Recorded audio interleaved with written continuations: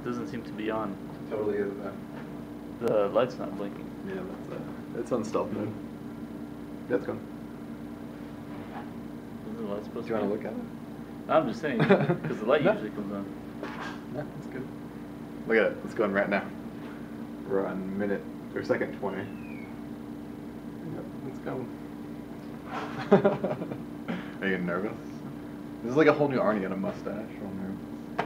Welcome back to Talking Comics with Heroes and Villains. I'm Eric, and this is Arnie's mustache, and this is Arnie. Arnie. I'm excited that you're all like manly and hairy because you read a Barbarian book just now. We did. And it's sort called of Exo Manowar. Yeah, it is. Did you read the old X-Men Yeah, Manowar, I the did. 90s stuff? I did. Did you like it? Yeah.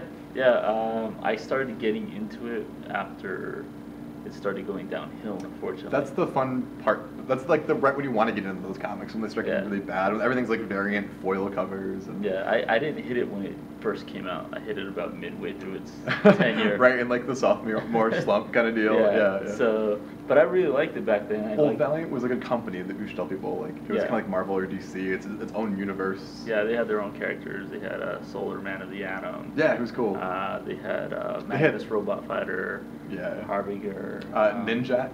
Ninjak. Bloodshot. Ninjak was that Joe Quesada used to draw that, and he went on to be the editor-in-chief of Marvel later. So a lot of the guys that we know and love from mainstream comics kind of cut their teeth on the Valiant books. Yeah. So yeah, fans like Arnie and me love this company, and they've come back now because they died for a while. How did they come back?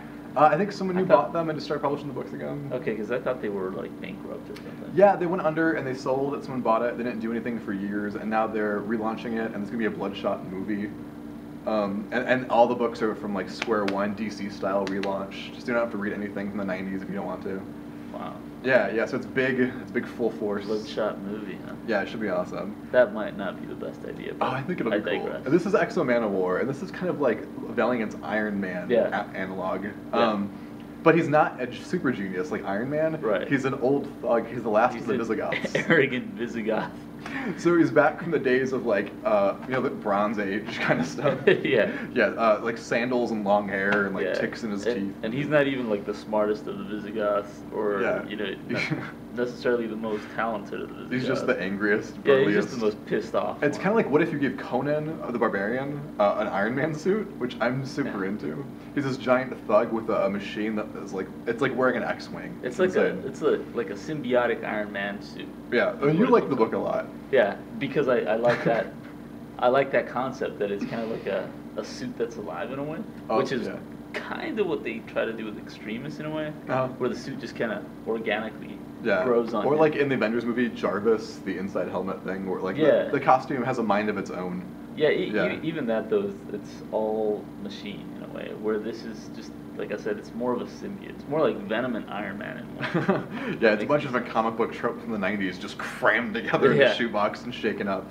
Yeah, so I really enjoy the old one. This one, I'm trying to enjoy, but it's a little bit slow paced for me. Yeah, we just read the first issue, and it's very much the first chapter in a graphic novel kind of deal, where it's not good as a comic. It's probably going to be good as a trade paperback collection of comics. Yeah. But as this, it's about managing expectation. On the cover, you see a guy in an Iron Man suit with a lightsaber fighting starships in space, and then in the book, it's about this like he's not in there. Visigoth guy. You know what it feels like? What? Did you ever watch Highlander? A little, not as much as you did. Yeah. Okay.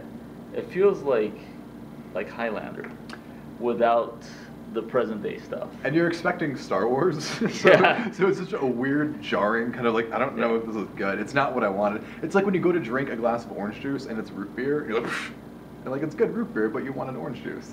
You know what I'm saying? That's a weirdly accurate analogy, but yes, it's very much like that.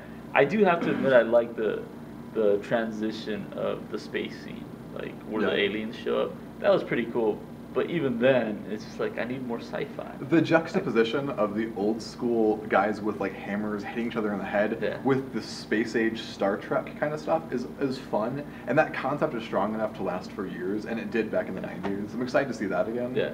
When I was a kid, I had the Exo Manowar versus Iron Man video game for Game Boy. Did you have that? No. They did a crossover game. I'm not a video game guy. I was a kid, so whatever. Yeah, and I never had a Game Boy, so. Oh, well, I stole mine from the neighborhood. I mugged somebody. I had an NES 8-bit. You had a video game system, though. Yeah, but it wasn't. I didn't have a handheld. Yeah, well, I'm part of the future. Plus, you're like 50 years older than I am. I never even beat Mario Brothers. So I just don't have the patience for it. The internet's gonna mock you right now. But back to this. Yeah. Back to this. I think it has a lot of potential. Yeah. It was very well written, but it was really slowly paced for me. Yeah. What are you most excited to see? Because I know we both anticipate a lot of stuff in this I want book. to see issue 2 where he puts on the costume. Yeah, I want to see him interact with the rest of the Valiant universe, because I love Harbinger. Yeah. That's a book that came out already, and that's really good. Archer and Armstrong is friggin' amazing. Are they going to bring back Shadow Man? I don't know. They should. Isn't that Malibu? No, I thought that was Valiant. Was it? Yeah. Was it? I don't remember that. I just remember like Ninjak and those guys. I think you're thinking of Nightman. Yeah, you're correct. I'm thinking of Shadow Man. Yeah, so the universe is awesome. I want to see more of them interacting. I want to see like a cohesive universe. Yeah, that's going to be exciting. Yeah. So, as far as X-O Manowar, give it a shot. It's like a C+. We're both still involved. We both want to read issue 2. Yeah. And it can only get better. It's a cool concept. And for me, it's a bit of nostalgia. I want to go back and read the other issues. Yeah. And see how this kind of fits in there. I totally did that. I dug up my old issues after I read this. Like, in my room just reading. Yeah, it was fun. So let us know what you think. We're all over the internet. We're at facebook.com/heroesandvillainstucson. We're Twitter. On Twitter. Yeah, which is H&V Comics. We're on Tumblr too. It's also Heroes and Villains Tucson on Tumblr. So yeah, let us know what you think, young Visigoths.